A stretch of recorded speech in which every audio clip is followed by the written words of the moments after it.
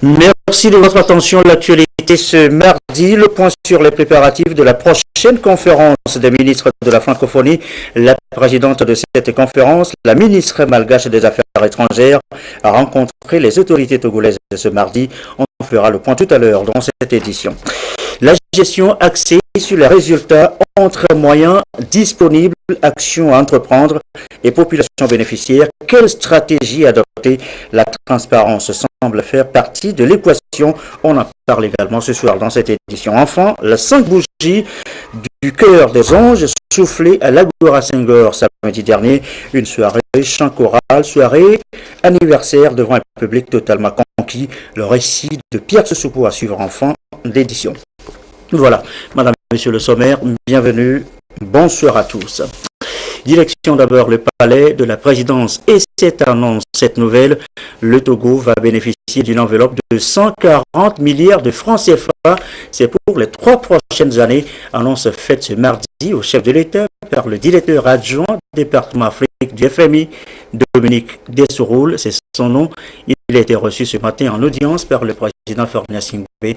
Écoutez sa déclaration au sortir de l'audience, des propos recueillis par Arnold Kiliou. Nous avons eu le plaisir d'aborder avec son Excellence le Président de la République 3 sujets principaux.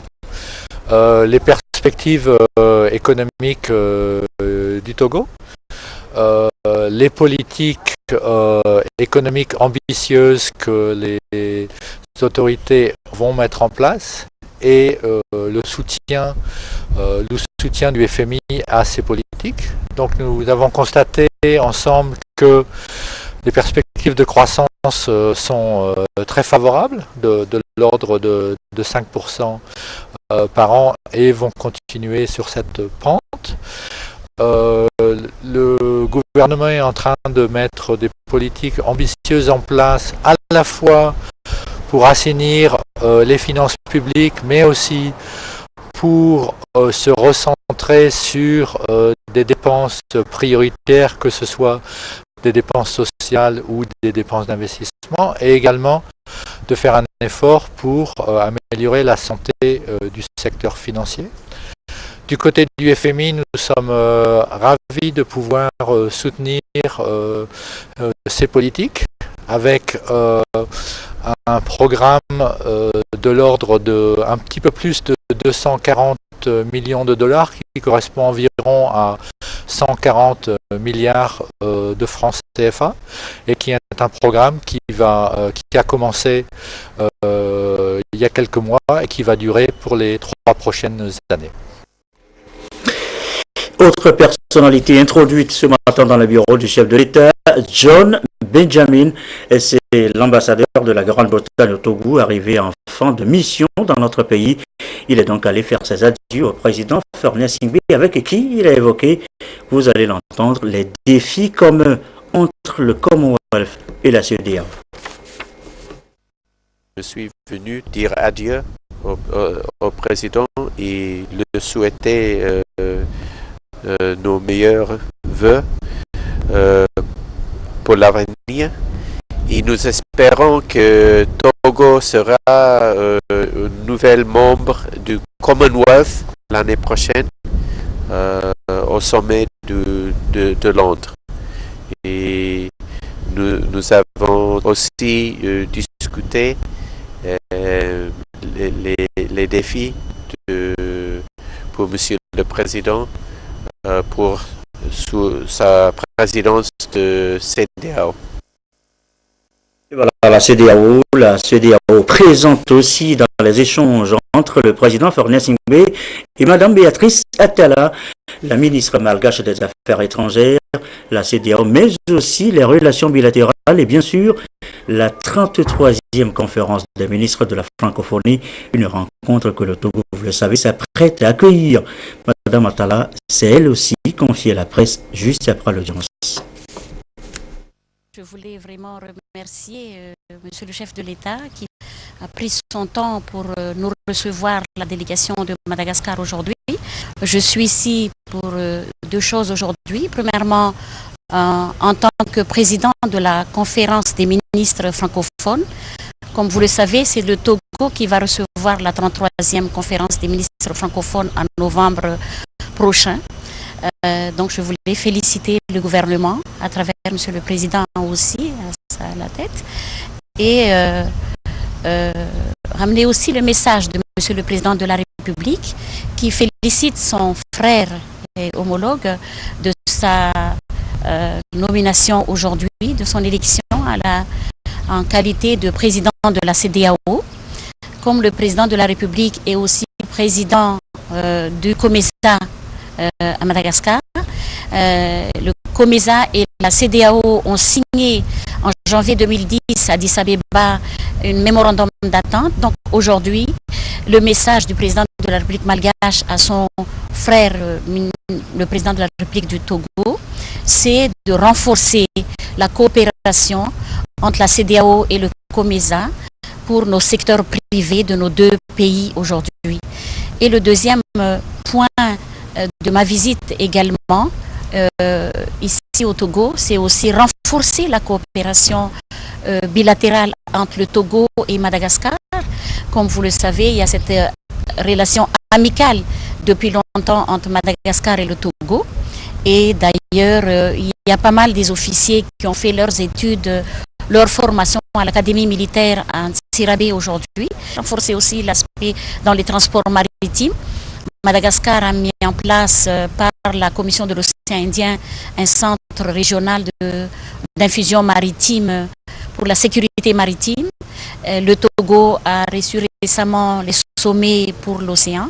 Donc je pense que c'est quelque chose à renforcer pour renforcer cette relation bilatérale entre le Togo et Madagascar. Voilà, la ministre malgache des Affaires étrangères, présidente, vous avez entendu par ailleurs, de la conférence des ministres de la francophonie. Et c'est à ce titre d'ailleurs qu'elle était à Lomé pour faire le constat des préparatifs. C'est Lomé qui accueille le rendez-vous, ce sera en novembre prochain, le point des préparatifs et la rencontre avec les autorités togolaises ce mardi. Gérald Agoudou, Augustin Kossi.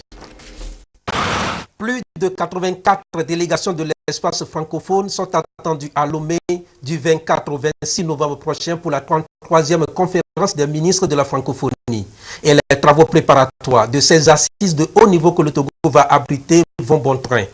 Constat fait par la présidente de la conférence ministérielle, Béatrice Atala, ministre des Affaires étrangères malgache, au terme de sa visite de travail au Togo. Je quitte Lomé ce soir, très satisfaite et sans inquiétude aucune.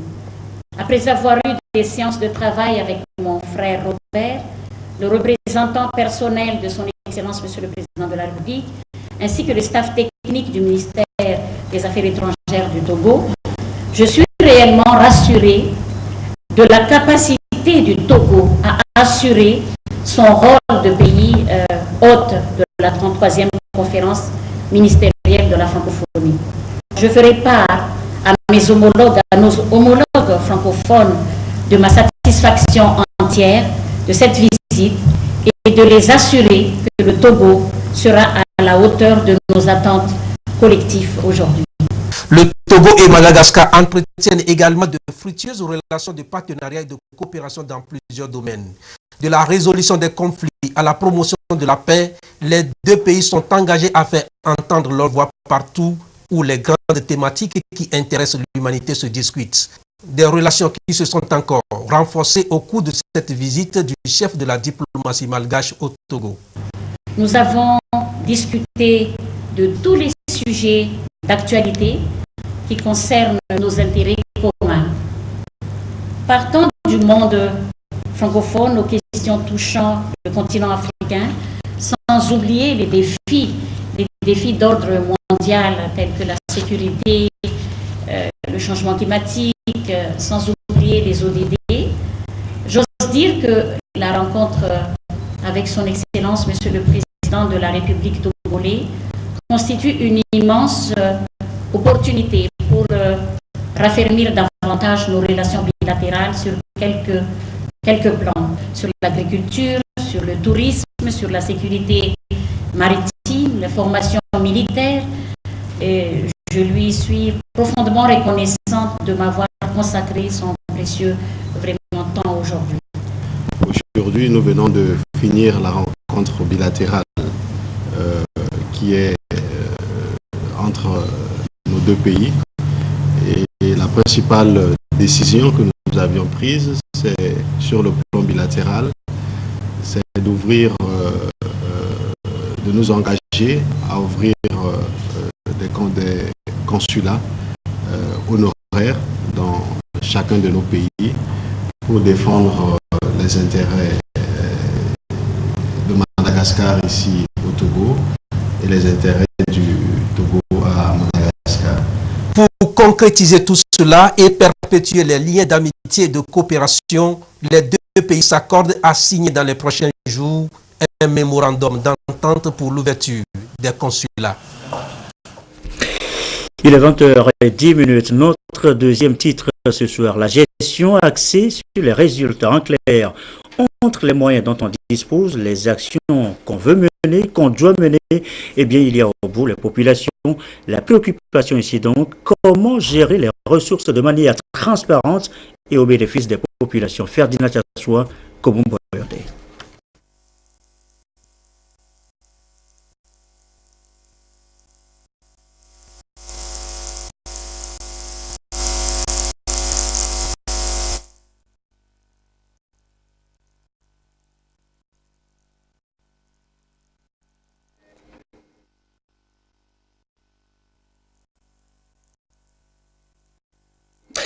Voilà, on reviendra bien évidemment donc sur ce sujet en quelques soucis techniques. La suite maintenant, l'environnement et l'utilisation de bois énergie au Togo. Une étude a été menée sur le sujet. Les résultats font l'objet d'analyse, de validation depuis ce mardi. L'objectif, eh bien, c'est d'arriver à mieux gérer à terme la biomasse énergie, les précisions de Ramdan Bassine. Et le bois de chauffe sont des combustibles de choix des ménages et de l'artisanat de transformation au Togo. L'utilisation de cette biomasse énergie représente 70 à 80% du bilan énergétique. Cette situation impacte sérieusement les ressources végétales du pays. Il va falloir d'abord maîtriser ces énergies traditionnelles, puis développer le secteur des énergies renouvelables. C'est ce à quoi s'attelle le processus RED+, de manière à orienter les acteurs impliqués sur les nouveaux axes stratégiques. L'étude qui est soumise à validation aujourd'hui est le résultat des observations qui ont été formulées à travers les 5 ateliers régionaux qui ont eu lieu dans le mois de mai à l'intérieur du pays, dans toutes les régions économiques du pays. Cette étude a fait objet de larges consultations des parties prenantes pour que nous puissions arriver à ce résultat aujourd'hui. Cette étude nationale soumise à validation ce jour permettra au Togo non seulement de disposer des données statistiques fiables, mais aussi de les rendre accessibles. Je voudrais rappeler ici que dans le cadre de la mise en œuvre de la proposition de mesures pour l'état de préparation à la RED+, plusieurs études ont été lancées par mon département afin de permettre de diagnostiquer les causes profondes de destruction de nos ressources forestières dans l'optique de proposer une stratégie nationale cohérente, efficace et adaptée de réduction des émissions de gaz à effet de serre. Je voudrais également exprimer toute ma gratitude aux plus hautes autorités de notre pays pour leur engagement à la gestion durable des ressources forestières. Cette rencontre nationale va aboutir à l'élaboration des recommandations et des orientations afin de gérer au mieux l'utilisation du bois comme source d'énergie. L'eau potable maintenant, l'eau potable aux populations, vous le savez, tout le monde n'en dispose pas. Le sous-secteur reste donc à renforcer. La TDE, la Togolaise des eaux, y travaille, appuyée par son partenaire SPO. La Banque mondiale apporte aussi son expertise. Nathalie Panegri.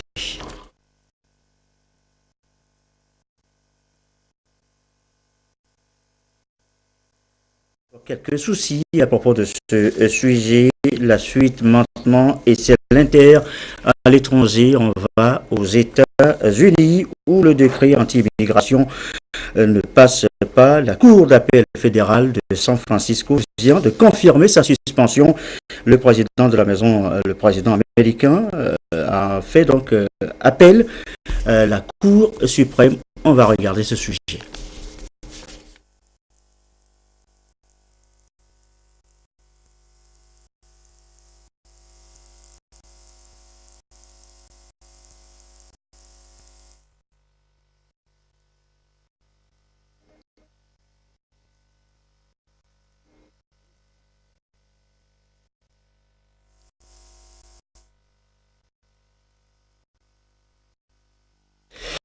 Voilà, visiblement, nous avons quelques soucis de son ce soir dans cette édition que nous gérons au même moment. L'eau potable en retour, on revient donc à ce sujet. L'eau potable, je l'annonçais tout à l'heure, l'eau potable pour la population. Tout le monde n'en dispose pas. Le sous-secteur reste donc à renforcer. La TDE, vous disais-je, la Togolaise des eaux, il travaille appuyé par son partenaire SPO.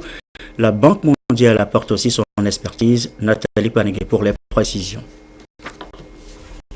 Les acteurs des deux grandes sociétés en charge de la gestion de l'eau potable au Togo que sont la Société de patrimoine eau et assainissement en milieu urbain et semi-urbain SPO et la Société togolaise des eaux T2 transformée en société fermière revisitent avec la Banque mondiale les contrats de concession et d'affermage signés en novembre 2014.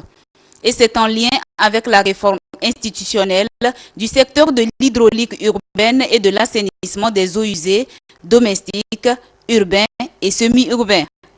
On a remarqué que certaines réformes n'ont pas été mises en cours dans le secteur de l'eau et de l'hydraulique. Et en effet, le diagnostic nous a mené à comprendre qu'il y avait une manque d'appropriation au niveau des institutions responsables pour la mise en œuvre des réformes du secteur de l'eau et en particulier au niveau du ministère, de la TDE, de la SPEO sur justement ces contrats. Et donc cette relecture, c'est vraiment pour essayer de renforcer l'appropriation de ces réformes qui sont des réformes institutionnelles, mais aussi des réformes qui touchent aux tarifs du secteur de l'eau. Les taux d'accès du secteur de l'eau et de l'assainissement restent encore faibles et ne dépassent pas 50% en ce qui concerne l'eau potable. Cette rencontre, qui sera sanctionnée par une feuille de route, va redéfinir le rôle de chaque acteur pour relever les défis qui s'imposent.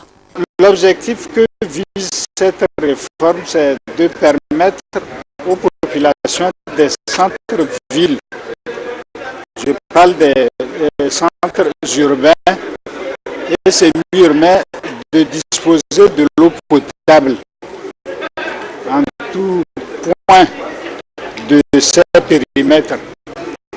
Donc il est question d'accroître le volume ou de densifier le volume d'eau en faisant passer la production de 55 000 mètres cubes d'eau jour à 80 ou 90 000 mètres cubes d'eau jour. La performance du secteur de l'hydraulique urbaine au Togo, les aspects saillants des contrats de concession, d'affermage et de performance, les actions de renforcement des capacités pour une meilleure appropriation de ces contrats sont des sujets qui seront au centre des débats. Notez dans l'actualité également que les députés vont se réunir pour la 7e séance plénière de la première session ordinaire de l'année qui aura lieu le jeudi 15 juin prochain à 15h au palais des congrès, siège de l'Assemblée nationale. C'est ce qu'indique ce communiqué du président de l'Assemblée nationale. Également dans l'actualité, ce don de vivre et de non-vivre du chef de l'État à 5 centres d'accueil des enfants. C'est dans la préfecture d'Agou, un sacré coup de main à ces orphelins. Le compte rendu de Antoinette Oumavova.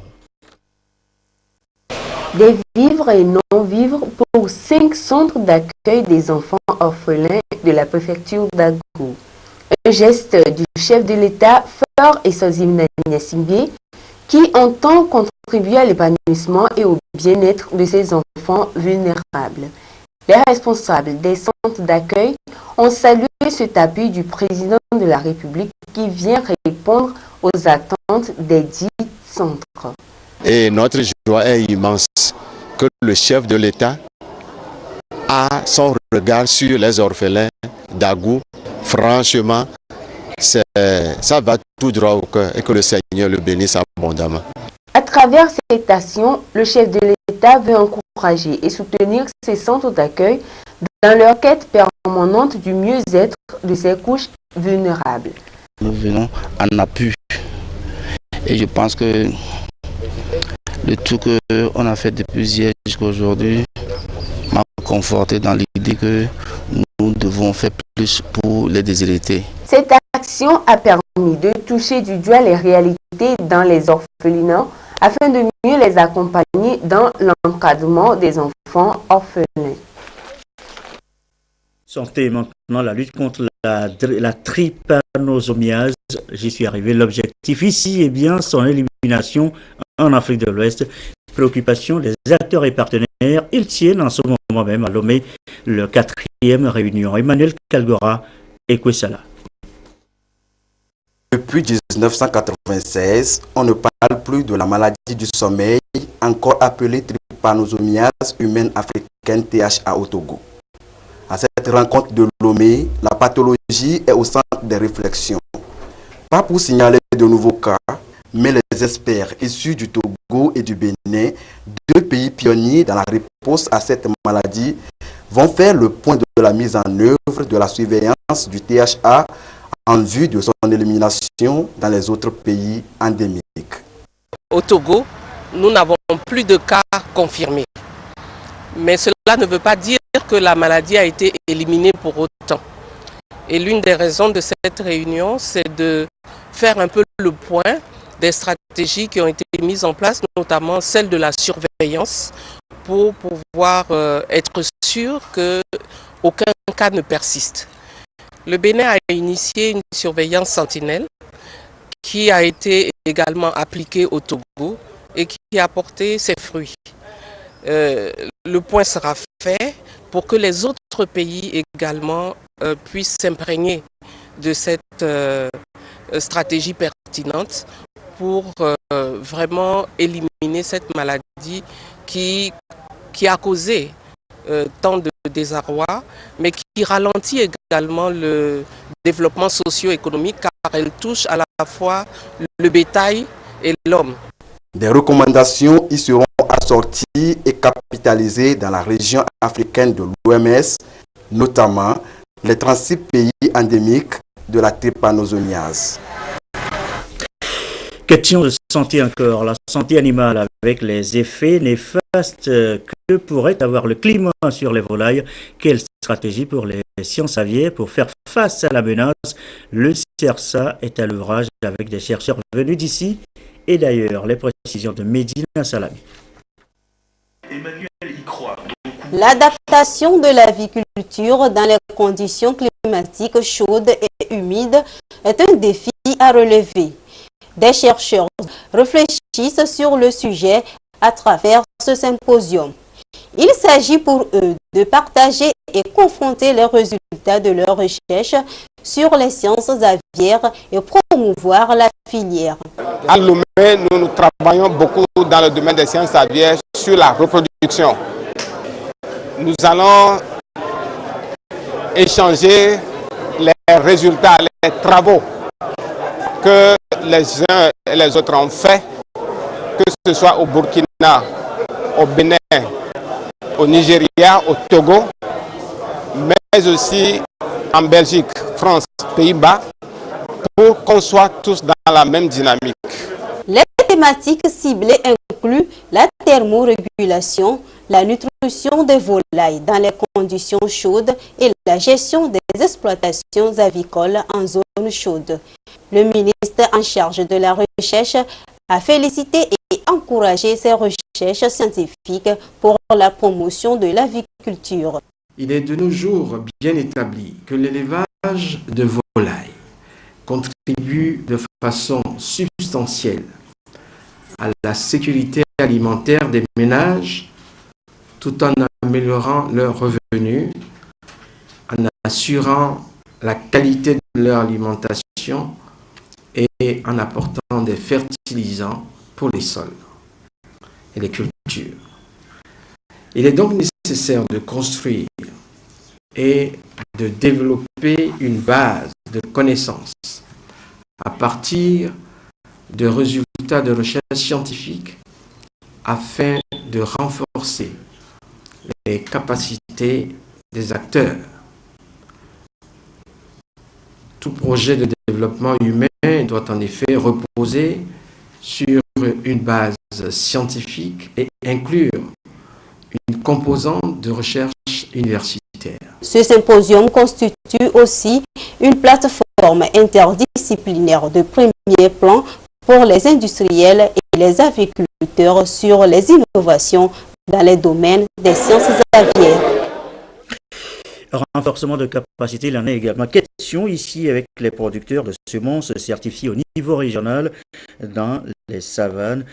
Ces producteurs réunis donc pour cette rencontre de restitution, c'est pour accroître la communication à l'intérieur du réseau et établir de bons rapports avec les clients. Rencontre avec l'appui de la GIZ, la correspondance à Dapan de Désiré Aloy. Ils sont des producteurs de semences certifiés du Togo au niveau régional des savanes ensemble pour échanger sur ce qu'ils estiment être de bonnes pratiques de leurs clients. Dans le circuit, il y a ce qu'ils supposent être des points de blocage ou facteurs limitants à lever afin que la productivité puisse s'améliorer. Une manière d'accroître donc la communication à l'intérieur du réseau, échanger les expériences et renforcer leurs liens avec les clients. Il est notre devoir avec notre partenaire GIZ qu'on essaie de rassembler les producteurs à la base pour leur remettre l'information qui a été signée au niveau national. Le semence répond 40% des revenus du rendement.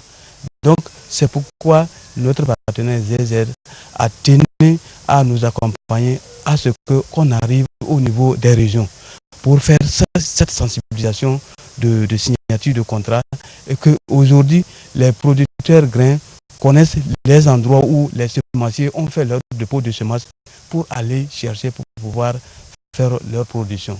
Et quand on a signé le contrat par rapport au prix qu'on a laissé aux producteurs grains, et si nous prenons le maïs par exemple, nous avons réduit à 375, le riz 375, le soja 600 francs,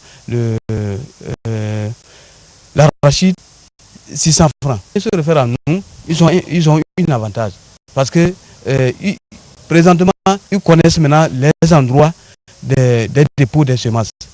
La GIZ accompagne le Togo dans le processus de professionnalisation de son agriculture à travers le PROCIV, programme du Centre d'innovation verte pour le secteur agroalimentaire. La production des semences certifiées reste ainsi une préoccupation pour contribuer à améliorer la production agricole au Togo. Autre rencontre, celle qui mobilise autour de la filière soja, les producteurs, le CPP, Centrale de producteurs de céréales du Togo, qui passe à l'étape de la mobilisation de ces acteurs. À Dapan, il a échangé avec eux sur leur rôle à jouer et les avantages de l'interprofession. Nous retrouvons Désiré Aloy pour les précisions. Personne ne peut douter que la filière soja, après une étude diagnostique, est porteuse. Le Togo y croit. La centrale des producteurs de céréales du Togo, CPC, fait partie de l'organe de pilotage, un cadre national de concertation pour redynamiser les différents maillons de la chaîne de valeur de soja, en l'occurrence les producteurs, les transformateurs et les consommateurs, afin d'arriver à terme à la mise en œuvre effective de l'interprofession. Une rencontre au niveau régional des savanes de ces acteurs pour échanger sur le rôle à jouer et les avantages de l'interprofession. Et la filière soja est une filière porteuse parce que dans le temps on parlait de café cacao, il y a de l'or blanc que nous appelons le coton et la filière soja vient s'ajouter et on dit filière porteuse, c'est à travers cette filière les producteurs ont beaucoup de choses à gagner. Il fallait mobiliser maintenant tous les acteurs autour de ce soja, voir les commerçants, les producteurs, les transformateurs, même les exploitants. Il faudrait qu'on se retrouve ensemble pour pouvoir commercialiser et bien produire ce produit. La filière soja est un espoir. Le gouvernement togolais et ses partenaires renforcent donc les actions afin de concrétiser le projet qui va contribuer à booster le secteur et accroître l'économie. Kara, Sokodé, Atakpamé et Lomé vont abriter les mêmes rencontres pour aussi partager les raisons profondes de l'interprofession dans la filière. À signaler également, et toujours à Dapaon, cette séance de formation pour les femmes unir le leadership féminin, eh bien, c'était le module de cette formation. Retour sur cette séance avec Désiré Aloy. Plus que jamais déterminé pour rendre effective la politique de parité homme-femme prônée par le président Fogna Zingbe, les femmes Union pour la République engagées jouent leur rôle, celui d'amener toutes les femmes à répondre valablement. Une formation à la base des femmes du plus grand parti sur le leadership politique pour une meilleure participation au développement de la nation. Dapaon, première étape d'une tournée nationale de renforcement de capacité des délégations de femmes unir venues de cette préfecture de la région des Savanes, des noyaux qui auront la charge de former à leur tour leurs sœurs dans chaque préfecture. Le code électoral fait obligation à tous les partis politiques de présenter pour les prochaines élections législatives et locales des listes paritaires. Et nous, les femmes, nous prenons cela comme un défi à relever. Comment, en nous remobilisant et en renforçant nos capacités en leadership politique, nous allons mobiliser davantage les femmes autour de cette thématique et renforcer, bref, leur capacité en leadership communicationnel et comment convaincre, l'art de convaincre, comment convaincre un public avec un argumentaire soutenu. La gestion des communes, la gouvernance locale, qu'est-ce qu'une commune? Comment gérer une commune? Qu'est-ce qu'un conseil? L'esprit d'équipe sur la citoyenneté et quelle pourra être leur contribution. Et nous allons saisir cette occasion pour rendre un hommage appuyé au président de notre grand parti, son Excellence Faure Gnassingbé, pour cette volonté politique qu'il a affichée. C'est un mécanisme dans le processus de développement qui se renforce.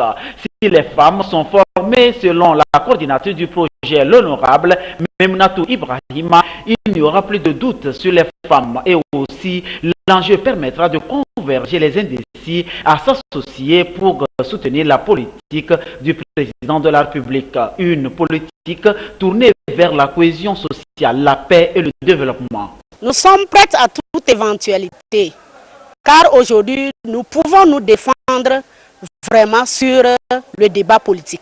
Nous, les femmes de Unir, nous sommes très ragaillardis et nous voudrions remercier son Excellence Faure Essaouzina Gnassingbé, notre chef de l'État, lui-même qui a parrainé cet atelier pour qu'on sache que la parité tant prônée par lui est une réalité.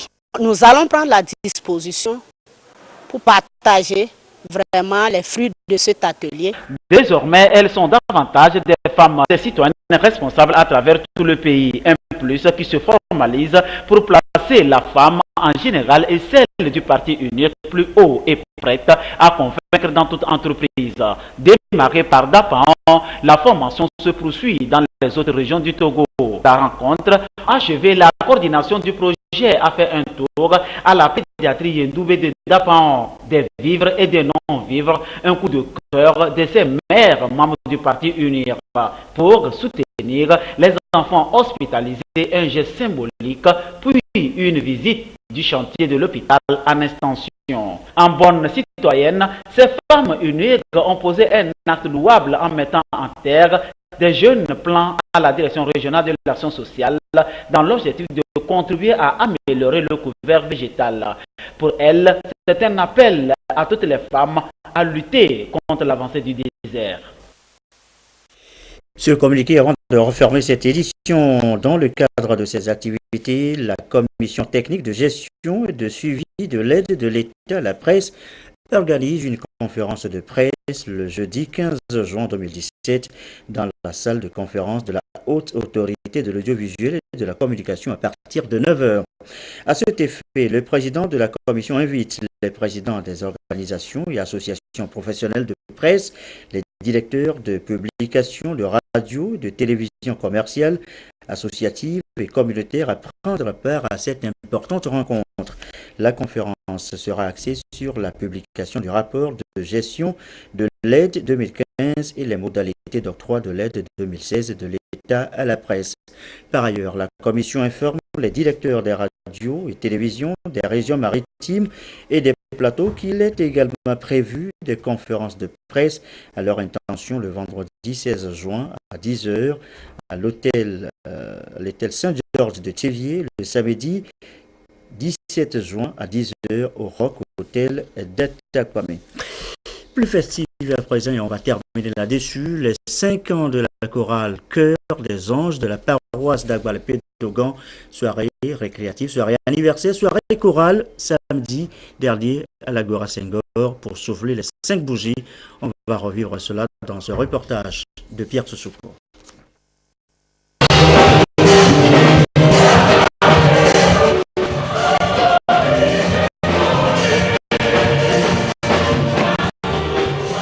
Elle jubile et avec elle le public pour ces 5 ans d'existence.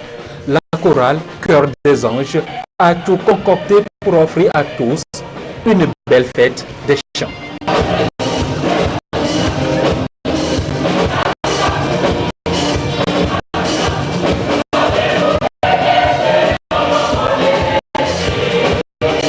Un répertoire garni.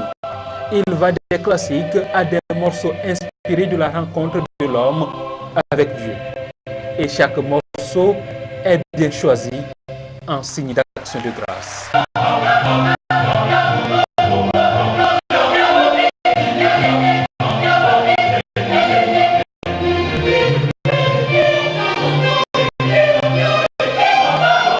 Moment convivial, moment très sympa et très agréable, agrémenté par des chorales amis du Chœur des Anges. Ils ont bien chanté, ils ont émerveillé la salle. En tout cas, moi, j'étais tellement émerveillée.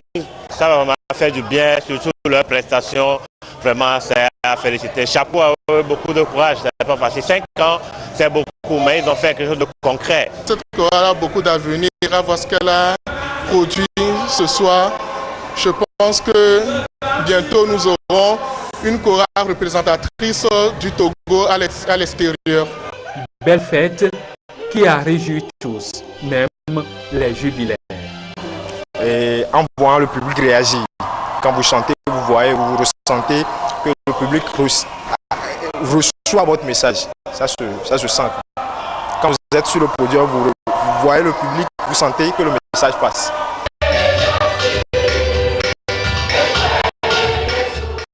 Et jusqu'à son prochain jubilé d'éteint, le Chœur des Anges se donne de s'affermir davantage dans sa vocation, peut-être pour élever encore plus haut sa voix jusqu'aux anges des cieux.